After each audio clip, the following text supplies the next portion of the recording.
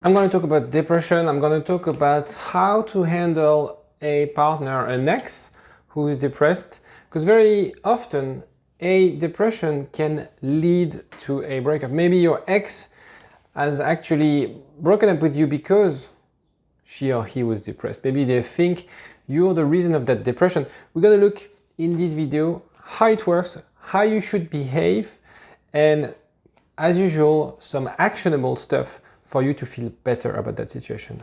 Jingle. IGetMyExBack.com. Everyone deserves a second chance.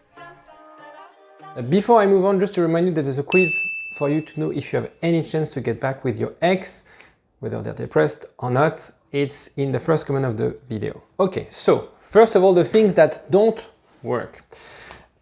You should get out. So people will tend to say that you should get out, be positive, see the positive side. The glass is half full, it's not half empty. Do some sports, see a therapist, eat differently, change your lifestyle. The thing is, we love to give advice, and the thing is, it comes from a good place, from your point of view. You're loving your partner, maybe your ex, you're caring, and you want to provide advice. But the thing is, your partner doesn't necessarily want to hear that from you. Even if the advice is good, and that's the thing, even if the advice is good, it will create frustration because they see that you're seeing them, that you're sort of a little bit superior because you're helping them. You're bad, I'm going to help you, which is a nice thing. I'm going to help you get out of that hole right now. I'm handing your hand, but I think it's very hard for people to let go and accept that they need help. And it's really difficult because sometimes the last person they want to get help from is their partner. So yes, they want to get better, but the thing is, what you have to understand, because you're not a counselor, you're not a psychotherapist, depression is not having a bad day. It's not just like, I don't feel like I'm gonna wake up today, go to work today. It's an illness. So, and I'm just quoting, depression is a common psychological illness that by its mood disorder strongly disrupts daily life. And that's why sometimes it really affects, and a lot of time it really affects a couple, a dynamic in the relationship, and causes breakups. A lot of breakups. I have quite a few clients where their ex, and that's why I'm shooting the video, their ex went through a life crisis and is very depressed, and they feel helpless because they're not able to help them, and there's a breakup. They want to be alone, they want to face this alone. I'm going to look at what you should be doing. So the sentences that work: I believe in you. So it's not judging. You're not just like, this is what you should do. This is, I'm here for you.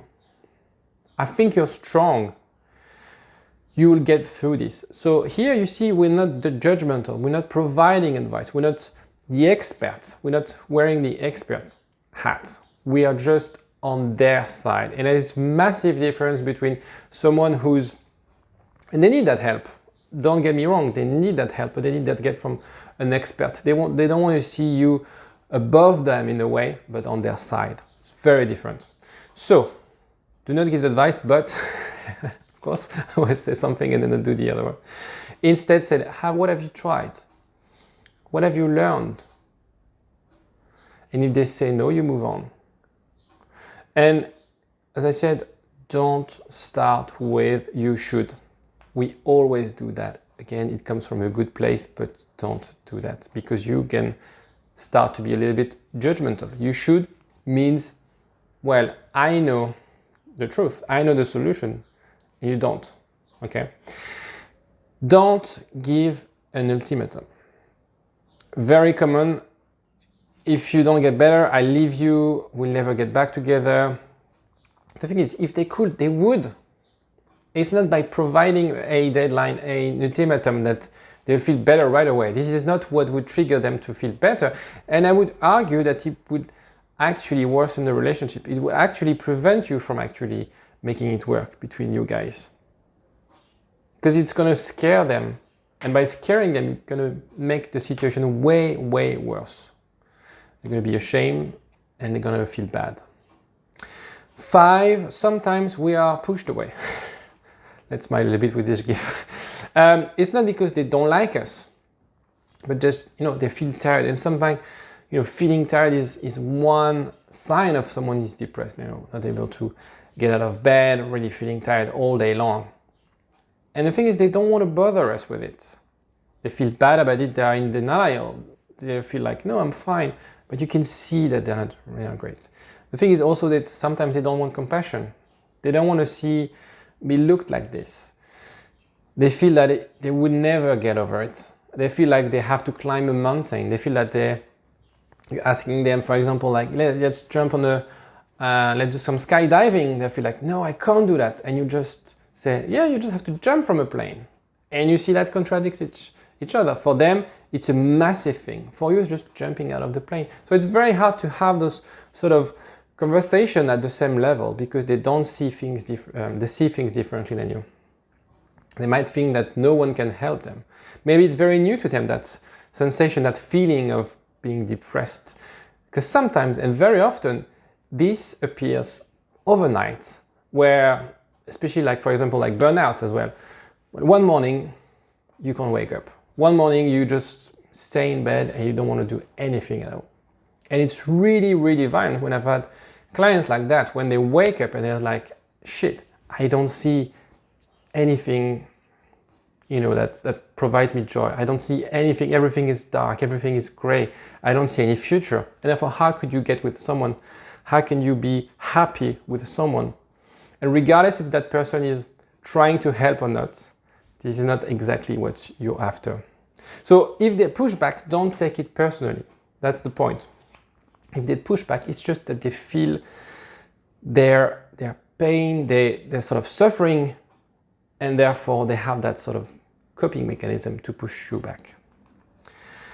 Accepting the pushback is really important. You have to be really resilient. So be really aware, and that's my point here, is to be mindful that it's going to be tough. But if you love that person, if you care for that person, you can get through.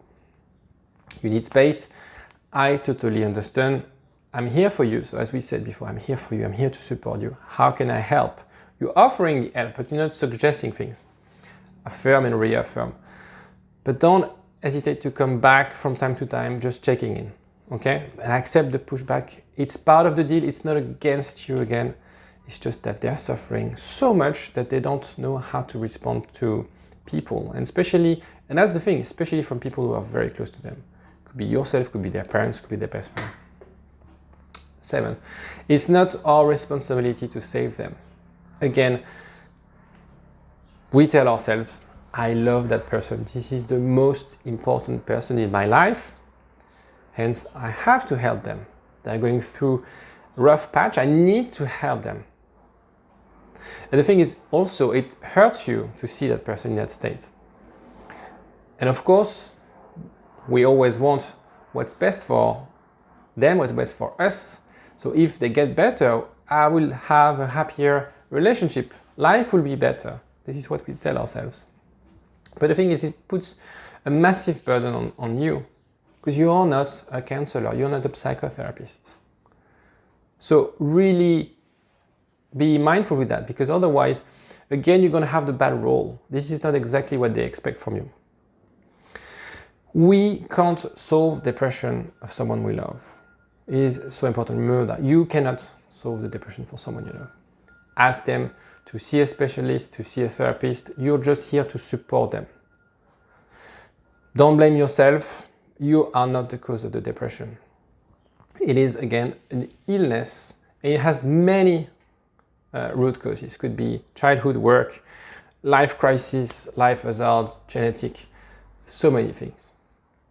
If you have any question, if you want to get in touch, if you feel that your ex is a bit like that and want to have a chat, I have 15-minute calls in my diary open to anyone who just want to have a chat. Sometimes, people get unstuck like this. The link is in the description. Take care.